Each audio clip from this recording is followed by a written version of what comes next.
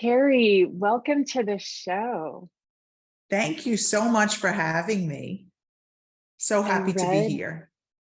thank you. I'm so glad you're here. And I had read something you had written. It totally inspired me. I reached out and you're like, let's do it. So we are just getting to know each other along with my audience. And I'm so happy for this conversation. I'd love it if you could tell folks a little bit more about your backstory so that they can get familiar with you. And then we'll dive into some discussion about women and advisors and how we can change the world for the better. We'll just start there. Sure, absolutely. So my story is that I started my career in financial services from back in the day. And I went into the financial service profession because my dad was a money guy. He wasn't an advisor, but he worked for JP Chase, and he was always in the banking money divisions, ran branches and things like that. So I kind of followed in my dad's footsteps, not even realizing that I was going into a male-dominated profession. Like I never even registered with me until much later in life that I was the only woman, or very, very few women were in that field. So I always knew that, I was put on this earth to teach women about money. And I really didn't even know it was a job. Like, I knew I wanted to teach. I knew I loved money. I knew I loved talking about money and, maximizing money and, CFP, or being a certified financial planner. That was kind of like a new profession. It wasn't even really, it's only been around like less than my lifetime, less than both of our lifetimes.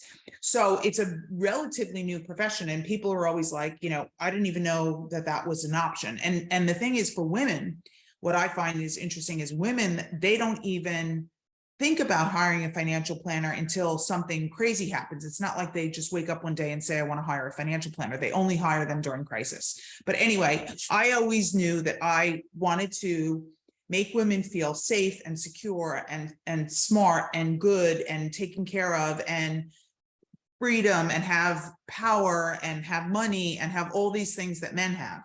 And so it's funny because I started, even back in college, I started a sorority in my college for these same reasons: to make women feel comfortable, to make women feel safe, to make women feel accepted.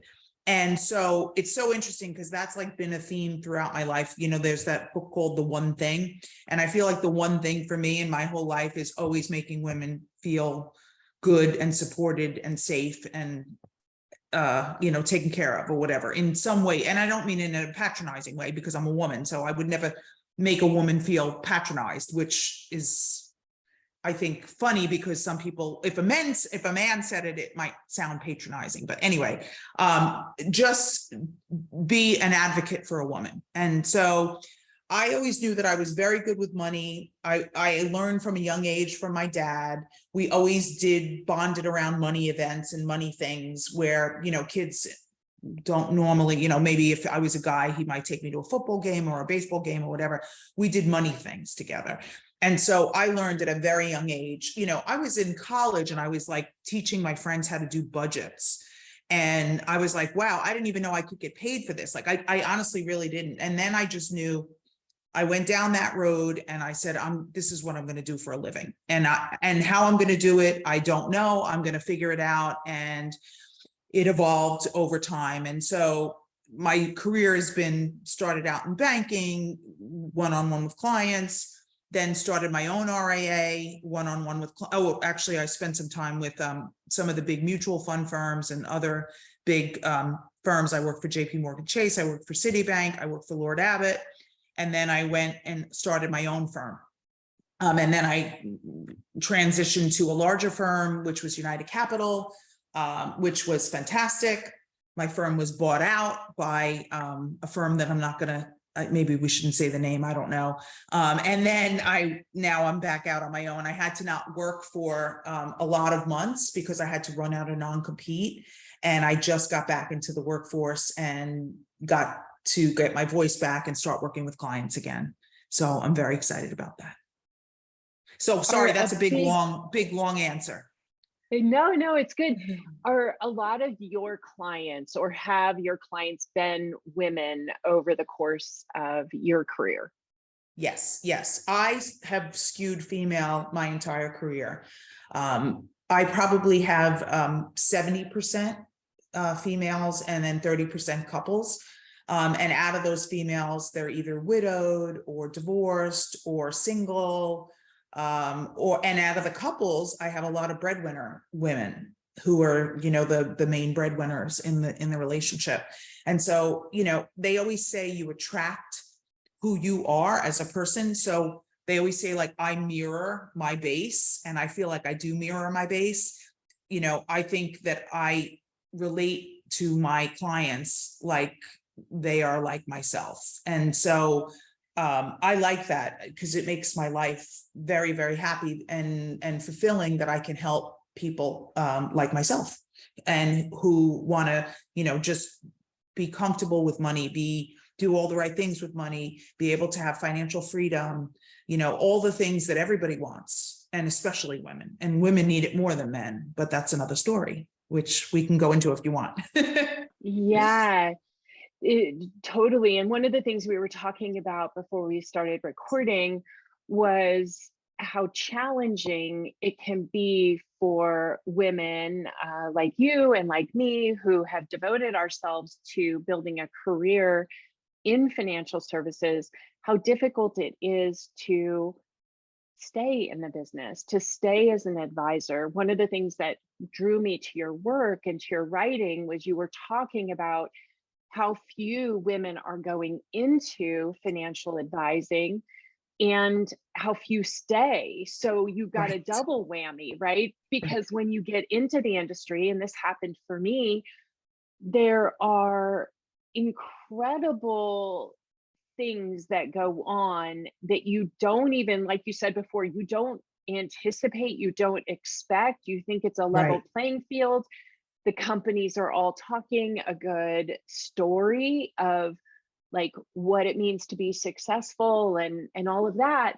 And when you get into the industry, you realize that it is built for men and supported by the unique approaches that men use to build relationships, which are Right. different than women. It's incentivized to sell rather than develop long-term lasting relationships that are based on Right. win-win partnerships. And I want to say that, we don't have to go into it in great depth, but I want listeners to hear this. I chose to walk away from it because I saw those and I said, I don't think I can actually make the impact that I am here to make. Cary, you stayed and you have stayed, but you've faced incredible obstacles over your career to stay Yes. at the level of success that you know that you should have, both financially and also in the impact that you're making in the lives of Right. your clients. But I just want folks to know that, because one reason that's important to me, and I'd love to hear from Cary, is that when you understand how hard a woman advisor has worked to get where she is, you may be more cognizant of giving her a better chance at winning your business, at understanding that she is approaching her job very differently than the men that you are interviewing. And Right. there's merit to some of these qualities. And I'd be curious, like, Cary, what do you think stands out in a woman advisor that you might not know about, but it's really important for the long haul if you're going to I hire would someone? say the number one thing is empathy. I mean, empathy cannot be taught. It cannot be faked. You either have it or you don't, and women have it more than men in general. So I'm not saying that no men have empathy. I'm just saying that women have more.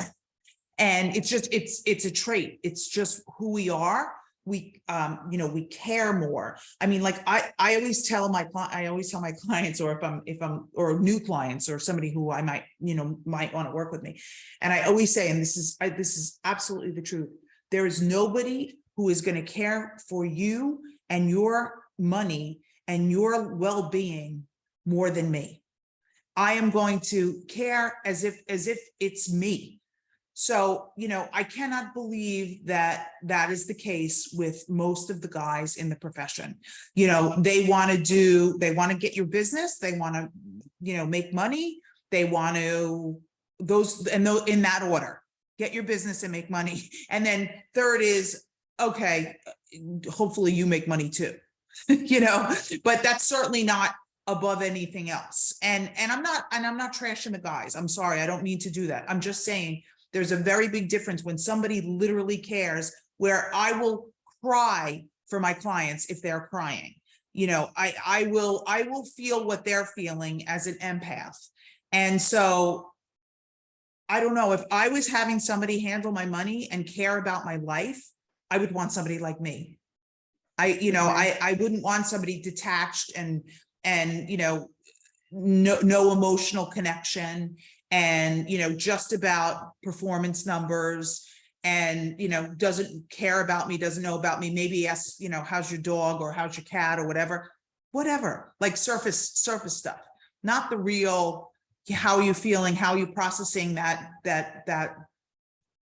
death or that loss of your job, and how's it, how are you sleeping, all that kind of stuff, where you can really get to know. I mean, I consider all of my clients friends, and not only do it's a two-way street, and I always say that too. Like, I feel like a lot of male advisors, they're not telling the clients their life story.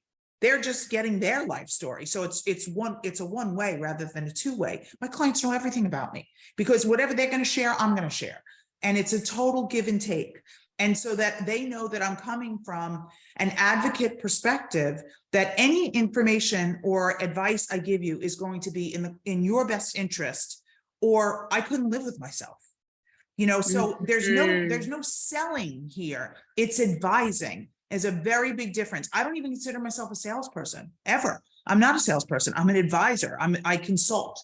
I give the best advice. I lay out the pros and cons, and I let people choose what they're going to do. And that's it.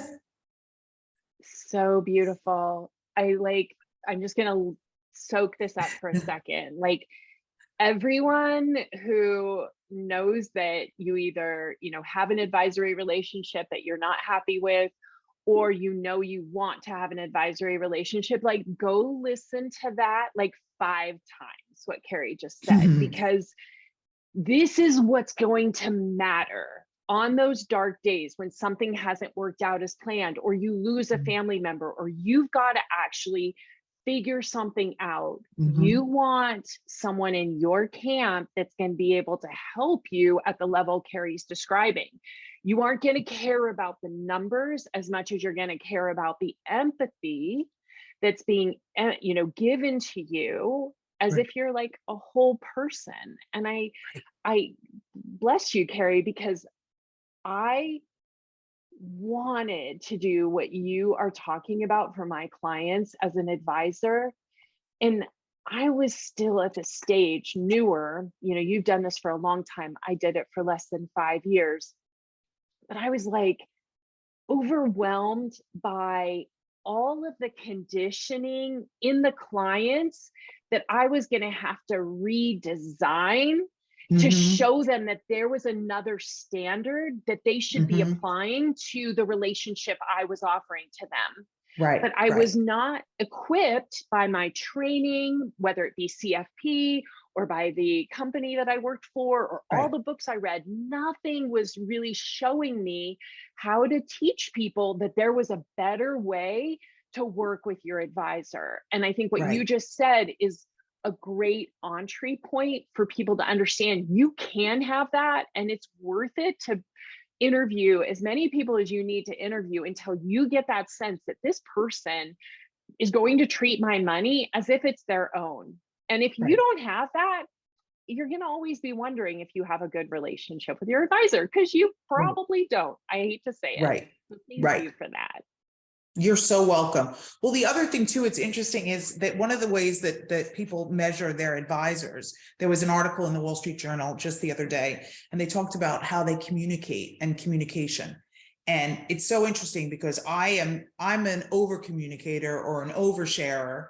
And I'm okay with that. And my clients know that that's who I am and what I'm going to do, because they're never going to have to worry what I'm thinking, where we are in the market, what's going on with this, how come I haven't heard from her. It's never going to happen. It's going to be the complete opposite. Like, okay, enough.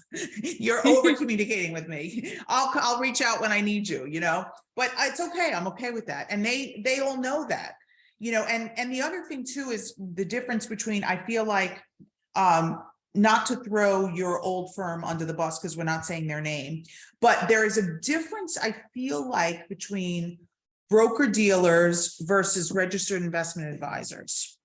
And I am actually going to write a piece on this, but I feel like the broker dealer world is definitely less like what I just talked about and more like what you talked about, versus the RIA world, registered investment advisor world, where you can be a little bit more on the softer side of planning, which is more where I live. And so it's a more supportive environment, I think, for female advisors or any advisors who like to use the softer side of planning and deepen their relationships and not make it about money and not make it about performance. That's just my opinion and based on my experience. However, I mean, this is a hypothesis, but I'd love to get your thoughts on it. So not everybody understands the difference. When we're talking about broker dealers, we're talking about the big companies that have, because of regulation changes over our lifetime, have allowed to be the bank that you're banking with, who also has an advisory component. So they're more visible out there in the world. They're going to be more likely to be hitting you up. Hey, do you need help with this investment? So the broker dealers are those big brands that are going to be, lots of people work with them on the advisory side. The RIAs are these more small or boutique or independent businesses that might not have the big brand associated, and they're harder to find and harder to know, because you really want to get somebody who says, because you don't have the brand, now you need someone to say, hey, I work with Sterling investors over here. I've had good success. You should check them out, because it's not like I've ever heard of Sterling until I moved to Sedona, for example. So it's a question of understanding the difference and realizing that that's going to be a more cookie cutter format with the big brands. And then when you get into these RIAs, you are looking at the planning discussions more. They're going to talk about the whole picture, not just selling you stocks and bonds or some advisory relationship. Like, there's a much more comprehensive outlook. And also with the RIAs versus the broker dealers. So you're right. So the broker dealers, everybody, are the names that they're the household names. So we're not even going to mention them, but they're all the household. It's all the names that you know.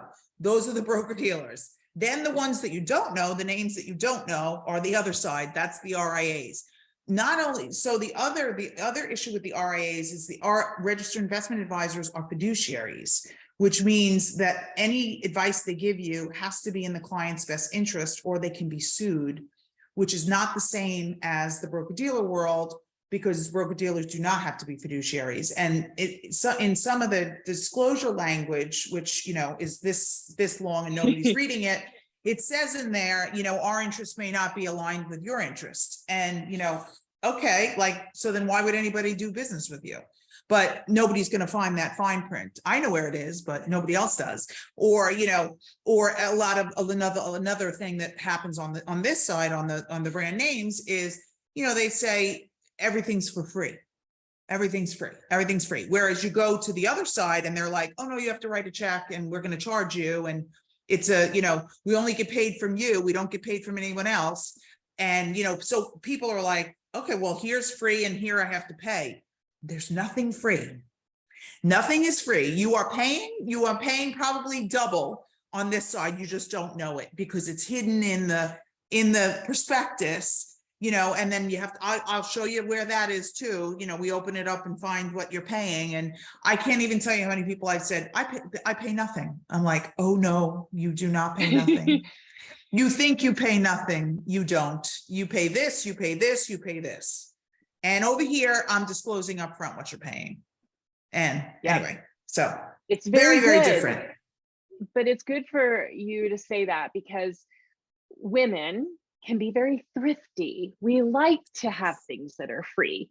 We Yes, have been seduced by the power of free in our shopping yes, choices, whether that be free, buy yes, one, get one free, or you get this thing yes, free with the coupon. And you really yes, did get it for free. Like, you didn't have to pay anything for it. And so when it's done by the broker dealers, we believe that there's no yes, strings attached, and we think that the right, laws would protect us and make it so easy to right, understand. And what you're saying and what you're pointing out is, please don't assume that same thing applies, with coupons right, as it does with advisory. right, right. Very, very different. And there really is no free lunch in the financial world. I promise you. I promise you. You are not paying nothing. You just don't know what you're paying. Because Yes. it's not disclosed, because it doesn't have to be, because it's in the prospectus. Yep. There were a few things, you've written a lot of blog posts on your site and out there. I found you've been covered in media, and all the topics that you explore are interesting to me. But I saw one article that you wrote on your blog, and we'll give links to all of these on our website, including your book. But I loved how you were talking about key things that women should know when it comes to making decisions about their money. One being longer life expectancies means an extended retirement. And a lot of women are not prepared, right? I mean, there was a study that came out, not that long ago, that said that 56% of Americans would struggle to find $1,000 for an emergency. And I know this, like I meet the people who are Right. in this kind of situation. And if you're struggling to get $1,000 for emergencies, I can't imagine what retirement is going to look like, much less a longer retirement than the Right. actuarial tables would Right. indicate, right? Because they're kind of Right. done on an average. So anything you want to say to just how Yes. important this Yes. is? Yes. Yes. So I go crazy on this, because if you think about it, women live so much longer than men. Like, so let's just say we're going to live to 100, and we might even go past 100. If you're retiring, let's say at 60 or 65, you're talking about 40 to 45 years. That is longer than you potentially worked. Nobody looks at it that way. So not only are you now funding for an enormous amount of time, 40, 45, 50 years, right? You women make less, save less, invest less, have more complicated medical issues when they get older. So, I mean, it's just, there's like strikes and strikes and strikes and strikes against us. So women need more money, not less money than men, yet women are not planning their retirements. And I think, I shout this from the rooftops constantly, that every woman should be planning, but it's so interesting because it might be social norms. It might be the way we're brought up. It might be that plus women get turned off by math because the teachers tell them that, women are not good at math. I mean, there's a million different reasons why this happens, but women don't wake up and say, I need to plan my retirement. They want to plan their vacations. They want to plan their weddings. They want to plan parties. They're not planning their retirements. So it drives me crazy, which is why I always wanted to say, I want to be a voice for women and money, because nobody talks about it. And it's really, really super important that women take this ownership on themselves and not rely on a man. Yeah. That's, When you're in your 20s and 30s, you can be told, hey, start early. Here's what the numbers look like. If you invest on a regular basis, right, you're going to be okay, right, by that regular, consistent investing. But when you meet with people, and I know my audience, they're 40, they're 50, they're 60 years old, and they haven't prepared for their retirement, maybe, both of us could give some suggestions of what do we recommend when it's like, oh crap, what do I do now? I'm curious, what do you tell folks when they ask you that question? And then I'll Well, go it's and never say, too late as long as you're still living and working. Okay, so that's number one. But you still do need a plan to get you there, right? So, at that point, if you, let's say you're in your 40s, 50s, 60s, you haven't done anything, you need help. You need to talk to somebody, because you need to figure out, what do I need to save to get me to my numbers? What are my numbers? What is my budget? How do I back into that budget in retirement? What are my social security numbers? Am I getting a pension? All that stuff needs to be looked into. And you also need, what's my risk? How much can I afford to lose? Am I comfortable with stocks? Am I comfortable with numbers going up and down? And actually, the funny thing is, what I find is that women are less into stocks, or more conservative, and so don't feel comfortable with stocks. But women need more stocks than men, because they have, again, that longer time horizon, and they have to outpace inflation. And it's so funny, because when I always used to talk about inflation, nobody knew what I was talking about. Here we are in 2023, and we're in major inflation again. So outpacing inflation is a big deal when you've got double-digit inflation. So, you can't just keep the money under the mattress or in the bank or whatever, and then expect that that's going to be your long-term growth, because you're eroding principal every day. So anyway, what I say is, it's never too late, but you better get a plan as soon as possible, and gets very serious about it. So this is interesting too, because I meet a lot of women who, just like us, got beat down by our first careers. And there comes this moment where you're like, I can't do this anymore. I don't have the inspiration. I'm burnt out. I need to do something different. And so they leave, and, they start a business. Now, first of all, not everybody is cut out to being a business owner. They do not understand the kind of risk, hard work, risk. You might have to pay to go to work. You might have to pay to go to work. That's what I tell people. Are you okay with that? Totally. Like they don't understand what they're getting into. And as a business coach, like, all my clients are going to be listening to this. I'm like, most people do not understand how hard you're going to have to work to make a fraction of what you might make in the world working for somebody else. You are paying for your freedom in most cases. And this has been my experience. I've made less money as a business owner than I did working for others, hands down. That said, when I was a financial advisor, one of my clients was in her late 80s, very vibrant. Thankfully, she had done well for herself, but she told me this great story of going back to school and getting a different degree at 55 years old, because she had not gotten a degree when she was young. If she was that age, and this is going back like 15 years when we were working together, she told me this story. She didn't get a college degree. She had become a mom. She had, her husband had died fairly young. She had to go out and figure it out. And at 55, she's like, you know what? I'm looking at a very long, like you said, potential life. I'm not satisfied with my choices. I'm going to go to college. I'm going to get a degree. And she started a new career in her early 60s that ultimately provided for her in her 60s and 70s and 80s. Wow. That's a great story. I was like, goodness, if she could do that, any of us could do that. But it's taking responsibility for the fact that if we live a long time, we've got to figure out how to make the numbers work. It isn't sufficient to say,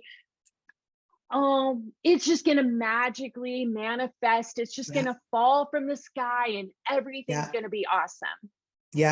I've heard so many times from women that exact thing, that it's all going to work out. And I'm like, you know what? I can't live with that. I can't live with trust. I mean, I love God. I'm trusting, God's going to Yeah. provide, and I'm going to trust the universe. Okay. Well, or a man, and a man is not a plan. No. This is literal math and numbers. I will show you how to get there without relying on the universe.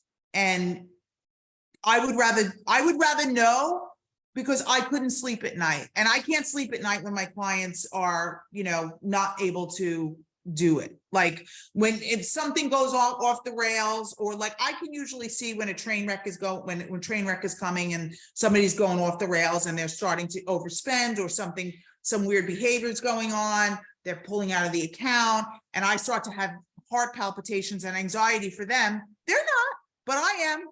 And I'm telling them, this is what you need to do. This is what you need to do. This is what you need to do. And so in my life, I've prevented at least 3 that I know of, trains going off the track and getting them back on track. And then a couple that I have not been able to prevent. And I lose sleep over the ones that I have not been able to prevent. And that's a behavioral finance issue and a psychology issue where they needed to go to a therapist. And I don't even know if they've listened to the therapist, but anyway, it didn't work. Yeah, so I totally hear you. And I've seen plenty of, both situations where people are like, okay, I do have to take responsibility for this, and I'm going to come up with a plan.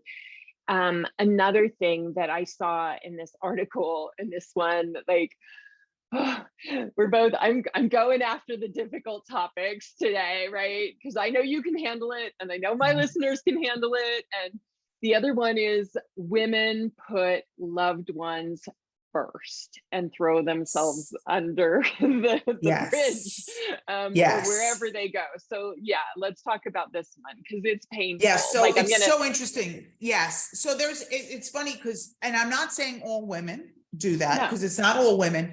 We used to have a thing at my old firm, which doesn't exist anymore, but it was called a money mind, and it was like a money mindset, right? And it was where you took a quiz and you found out what you were. And so anybody who was a commitment money mind was a woman who puts the family, either the spouse or the kids, or even the parents, before themselves. And I have seen that so many times, where the woman is not saving for retirement. The woman is not taking care of herself. The woman is not doing anything, but the kids are getting everything, or the spouse is getting everything. And then, God forbid, something happens either to the spouse or to the marriage or to the kid, they're a disaster. And usually, and it's not like the kid's going to take care of the mom if after the mom gave all the money to the child. The child's living their own life. They're gone. The child has flown the coop. The child's not going to come back to take care of mom. And I've seen this so many times, where the mom pays off the student loans and can't afford it, takes her retirement and pays off the student loans. Now she doesn't have any retirement. You can borrow for college. You can't borrow for retirement. I've seen where, the child wants to go to an expensive college, and the mom takes out, refinances her house, and now she's in debt up to her eyeballs because the child wants to go to an expensive college. And she says, but the child got in. And I said, it's about choices. You have to see if you can afford it. So the child doesn't have any debt, and now you have debt that you can't afford to pay. So anyway, it's just, so what do we tell one. people to do when they know that they have a tendency to help others and not be thinking about their own long retirement, for example? Like, what can we help them do differently when they know they have this tendency? Yeah, it's hard. It's a lot of coaching, and it's a lot of hand holding, and it's a lot of having the very difficult conversations. I mean, I once had this conversation with a couple, and she was the breadwinner, and they called their son the prince, and the prince got everything under the sun. The prince lived a princely life, and this woman was never going to be able to retire. And the last conversation I had with them, I mean, I would run the plans all the time, and it just kept getting worse and worse and worse and worse. And I finally said, you have got to stop treating the prince like a prince because you are never going to retire. And they actually fired me.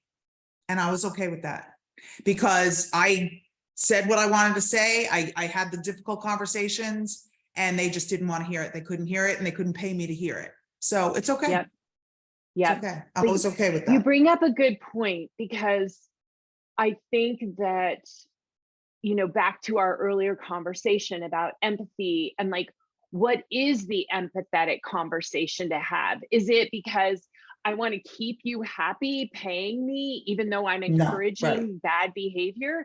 Or right. do you No, want someone who's going to tell you the difficult information, even if that means that they're going to lose the relationship with you? right, Like, which right, kind of advisor do you want? I want the right, one who's going to give me the brutal honesty, even if they lose the relationship with me, because right, that's what shows that you care more about right. me and my money than you do about yourself. Right.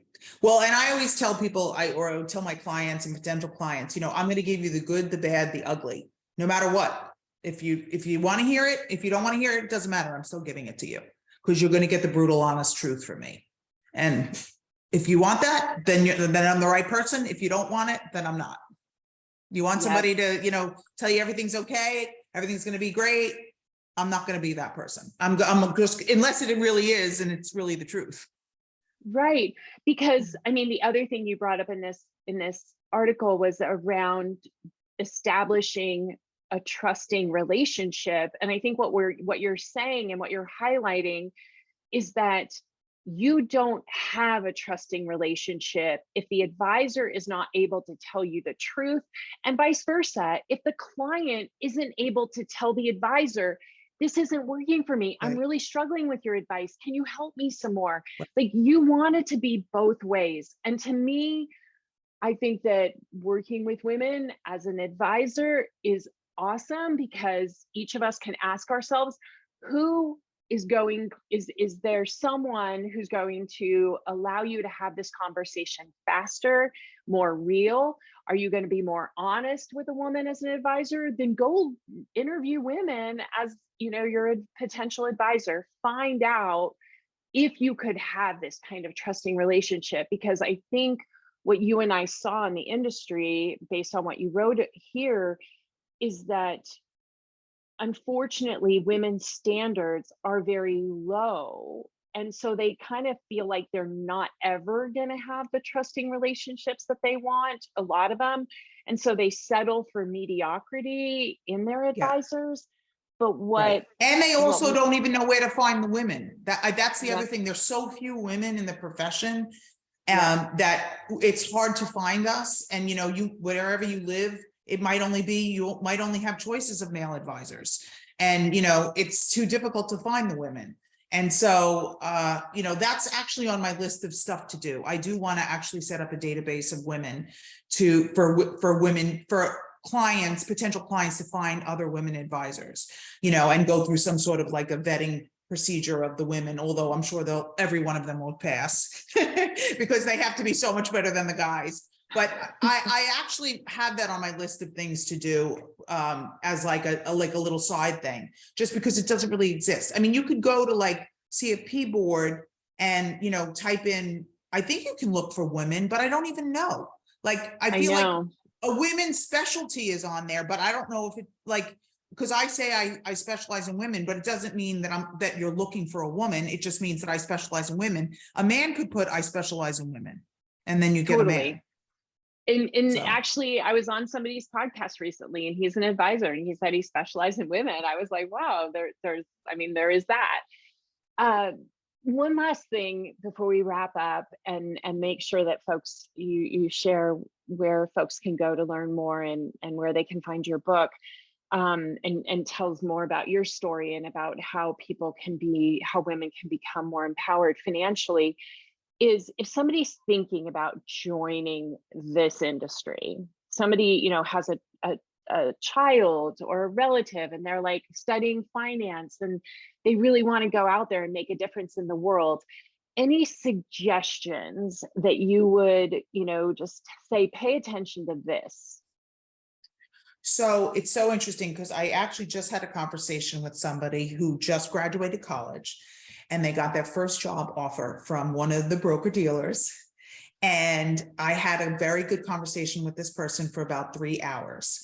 And luckily, I think I steered them away from taking that job at the broker dealer, because they told me that they weren't really interested. They were just going to do it for a little bit, and then they were going to try to do something else in the industry. And I said, and then they said, if they left before 3 years, they were going to owe this firm $50,000. And I said, are you kidding me? And they said, no, that's for training. That's what I have to pay back. And I said, I am going to give you a million different routes to go rather than going in that direction. And so I steered that person in another direction, and hopefully I made a big change in their life and put them in the right spot. But I mean, honestly, I'm willing to talk to anybody, so they can reach out to me, and I'm very easy to find. So, if anybody has any questions, reach out. Yeah, because there are ways of having this work. There are ways for women to go into the industry, but it might be a little creativity involved in how you go about doing that versus just taking the first offer that comes in. So I totally hear that. And what's the next best step for folks if they want to reach out or they want to learn more about, all the things that you've written and your book? What's the next best step? Sure. So CaryCarbonara.com is my website. However, it's been, unfortunately, it was down for 3 years because I was under a non-compete that took it down. It's just coming up, but it has not been updated. I have a million things to do to update that website. So I apologize to everybody if it looks dated, because it is. Also, you can find me on LinkedIn. You can find me on Facebook. You can find me on Instagram. You can find me on Twitter. I love social media, so I'm very easy to find if you Google me, and you can email me at carycarbonaro@hotmail.com or cary.carbonaro@acmcenter.com. So I think that's it. Or right? Yeah. Well, I'll put no, sorry, it's not ACM Center. Okay. It's advisorcenter.com. That's my new email. So sorry, it's brand new. That's why I don't know it yet. It's okay. Well, I'm super grateful that you were willing to talk about these to me, they're kind of controversial topics, but we just want folks to have, they hear, like you said, the good, the bad, and the ugly, and then we feel like we're doing our job as financial professionals. Exactly. Yes, and I'm easy to reach out, so please reach out to me, and I'm happy to talk to whoever wants to speak. Oh, and my book, you can get it on Amazon, Barnes and Noble, wherever. I think Amazon was having an issue with back ordering or something. I don't know if it's fixed, but it was, but I'm sure you can get it. Yeah, well, it's fascinating, and I started to read it, and I'm so excited because there's so many similarities, like I was saying, between your work and the things that I talk about, and I'm glad that we're now connected, and I'm so glad to share you. Me too. Thank you. Me too. Thank you so much. Bye, everybody.